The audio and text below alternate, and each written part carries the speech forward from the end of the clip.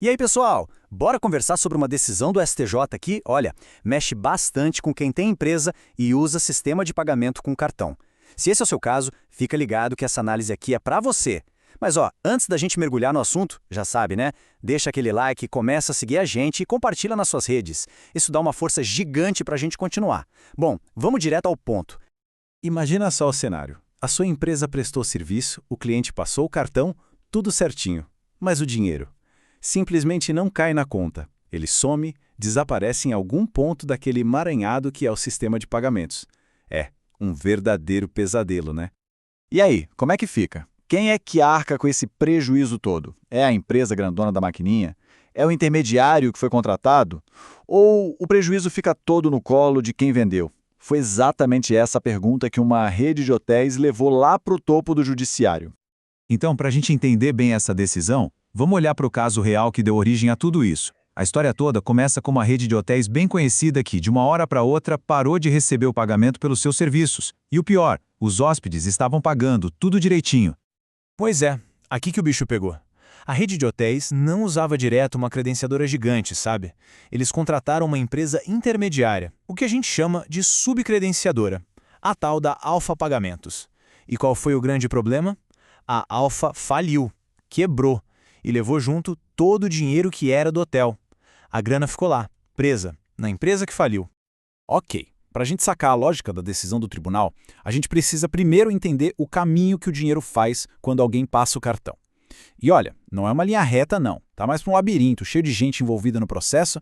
E aqui tem um ponto que é fundamental. A rede de hotéis, ela fez uma escolha de negócio. Ela tinha duas opções, ou ia direto numa credenciadora gigante tipo a Cielo, pagando umas taxas talvez mais salgadas, ou pegava um atalho como a subcredenciadora, a Alfa, para tentar conseguir taxas melhores, mais flexibilidade.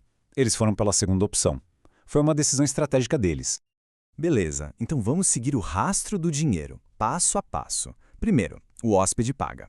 Aí o dinheiro vai para o banco emissor, passa pela bandeira, Visa, Master e chega na credenciadora principal, a Cielo. Até aí, tudo nos conformes. A Cielo, por sua vez, faz o papel dela e repassa a grana para a subcredenciadora, a Alfa. E aí, bem nesse ponto, que a coisa toda desanda. A Alfa recebeu o dinheiro, mas nunca pagou o hotel. Com um prejuízo milionário desses, a rede de hotéis tinha que fazer alguma coisa para reaver a grana.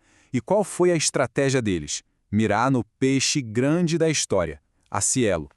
A linha de raciocínio do hotel foi essa aqui.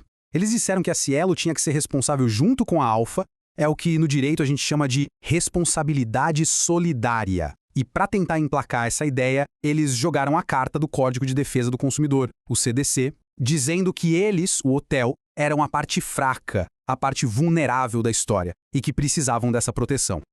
Opa, só uma pausa rapidinha. Se esse bate-papo aqui está sendo útil, está clareando as ideias, faz um favor para a gente, compartilha, manda o link para um colega, posta aí nas suas redes. Isso ajuda demais o canal a crescer, a chegar em mais gente. A gente agradece de verdade. Bom, vamos voltar para a decisão do STJ. Aí, o processo foi subindo, passou por todas as instâncias e bateu lá na porta do Superior Tribunal de Justiça, o STJ. E a decisão que saiu de lá não só colocou um ponto final nesse caso específico, como criou uma regra, um precedente que vale para todo mundo no mercado. E aqui, pessoal, está o pulo do gato, o centro da decisão. O STJ foi cirúrgico. Essa citação aí na tela resume tudo. Essa relação entre as empresas do sistema de pagamento não tem nada a ver com consumo. É um negócio entre empresas, feito para todo mundo ganhar dinheiro para fomentar a atividade de cada um. Então, o primeiro ponto-chave da decisão é esse. O contrato entre o hotel e a Alfa era um contrato empresarial. Ponto. O objetivo ali era um só: viabilizar as vendas, aumentar o lucro. Não era um hotel agindo como um consumidor final, era uma empresa contratando um serviço para sua própria operação comercial. Logo depois, o STJ foi lá e desmontou aquele argumento de vulnerabilidade. Lembra que a gente viu que o hotel tinha opções? Pois é, eles podiam escolher. Eles analisaram o mercado, pesaram os prós e os contras e tomaram uma decisão. Uma empresa que faz isso, que tem essa capacidade de negociar, não é considerada vulnerável aos olhos da lei. E aí vem o checkmate no argumento do hotel. A tal da responsabilidade solidária, aquilo de cobrar a dívida da Alfa da Cielo, tem uma regra de ouro no nosso Código Civil. Ela nunca é presumida. Ou seja, ela não aparece do nada.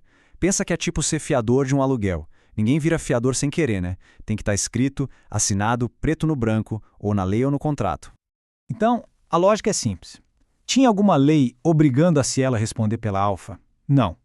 Tinha algum contrato entre o hotel e a Cielo dizendo isso? Também não. Então, sem lei e sem contrato, não tem como obrigar a Cielo a pagar a conta de outra empresa. Fim de papo. Certo, a gente entendeu a decisão, mas e na prática? Qual é a lição que fica para quem tem um negócio, para quem está no dia a dia do empreendedorismo? Vamos ver? O que essa decisão do STJ faz é jogar luz num conceito super importante: o risco do negócio, o risco empresarial. Toda escolha que uma empresa faz, qual fornecedor pegar, com quem fazer parceria, tudo isso vem com um risco embutido. O prejuízo do hotel, no final das contas, foi o risco que eles escolheram correr quando optaram pela Alfa, provavelmente para ter taxas mais baixinhas. Então, para a gente fechar a conta, o que a gente aprende com isso? 1. Esquece o Código de Defesa do Consumidor para esse tipo de contrato entre empresas. 2. Escolher um parceiro de pagamento é uma decisão séria, estratégica e que tem risco. E 3, e mais importante, a responsabilidade por essa escolha é de quem contrata, é da empresa. E isso tudo acaba numa pergunta que fica para todo mundo que empreende. Até que ponto vale a pena correr um risco maior para ter um custo menor? A decisão do STJ joga a bola de volta para o campo do empresário. A escolha e a responsabilidade por ela é de cada um. É isso, pessoal. Muito obrigado pela companhia nessa análise. Espero mesmo que tenha ajudado a clarear as coisas. E para mais conversas e conteúdos como este, só que em áudio, não esqueça de seguir o Direito Cast lá no Spotify. E antes de fechar, aquele último pedido que é super importante. Se curtiu o conteúdo, por favor, deixa o like. Pode parecer pouco, mas pra gente faz uma diferença gigante, de verdade. Ajuda muito a gente a continuar. E para quem gosta do formato em vídeo, com os slides para acompanhar visualmente, é só procurar o Direito Cast no YouTube ou no TikTok. A gente se vê na próxima. Valeu!